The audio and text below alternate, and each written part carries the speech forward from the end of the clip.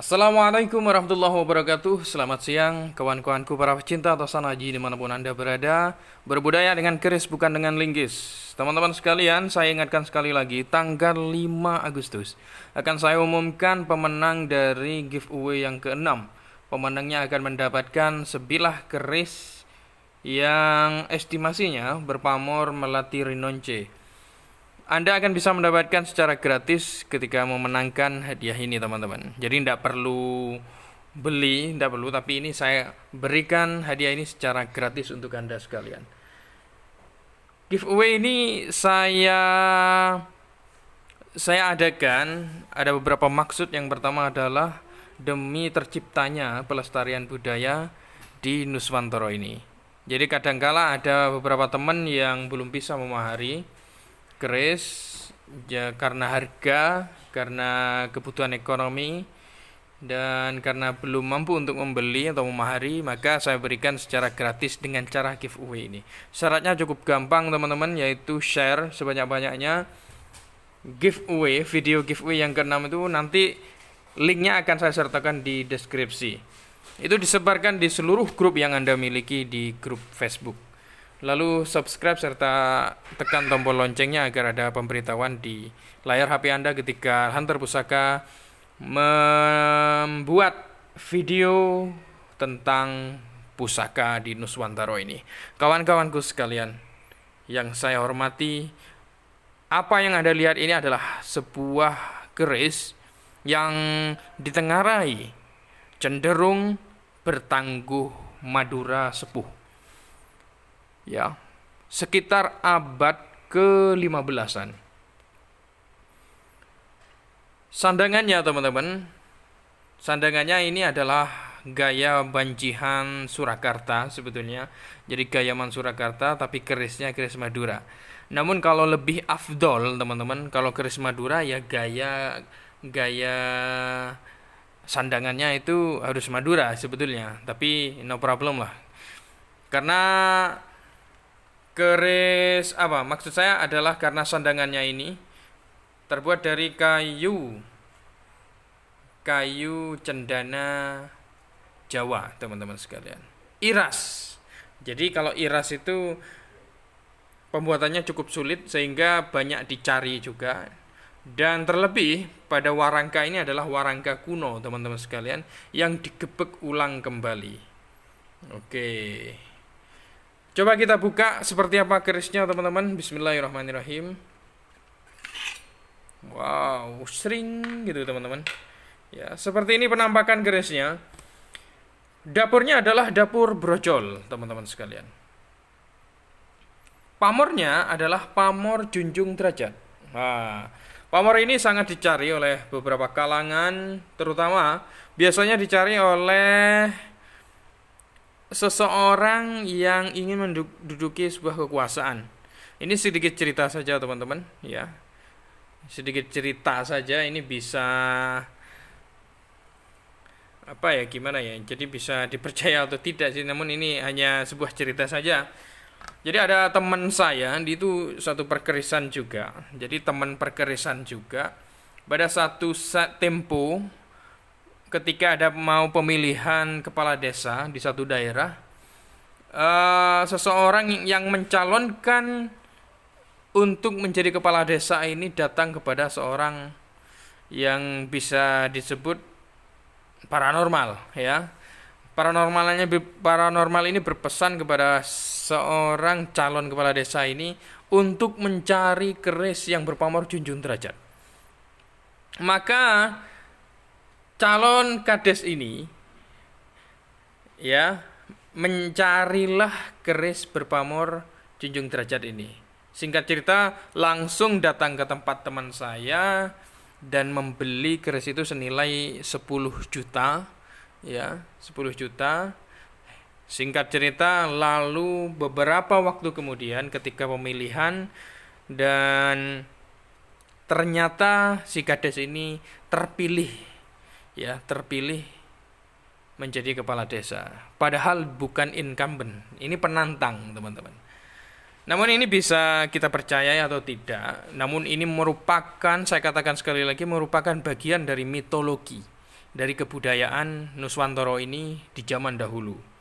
Jadi merupakan suatu bagian, mitologi ini merupakan suatu bagian, filosofi ini merupakan suatu bagian pada sebilah keris. Karena memang dulunya teman-teman sekalian, seorang empu itu membuat keris itu bukan dengan sembarangan ya. Jadi bukan dengan sembarangan. Jadi perlu sebuah tirakat dulu, sebuah ritual dulu, sebuah sedekah dulu. Puasanya bahkan sampai 40 hari, teman-teman. Itu apa yang dilakukan oleh seorang empu terdahulu. Maka dari itu kenapa seorang empu zaman dahulu itu memiliki tingkatan yang tinggi ya di mata kalangan masyarakat zaman dulu, bahkan sampai diberi gelar yang tinggi. Jadi begitulah teman-teman sekalian, sekilas tentang empu-empu terdahulu dan beberapa cerita. Ini cerita dari teman saya yang juga seorang pakeris, teman-teman. Oke, teman-teman sekalian, keris junjung derajat, pamor junjung derajat. Bagaimana filosofinya? Jadi, keris junjung derajat itu teman-teman sekalian, banyak kalangan meyakini bahwa tuah untuk meningkatkan kewibawaan, kekuasaan, dan kerejekian pemiliknya.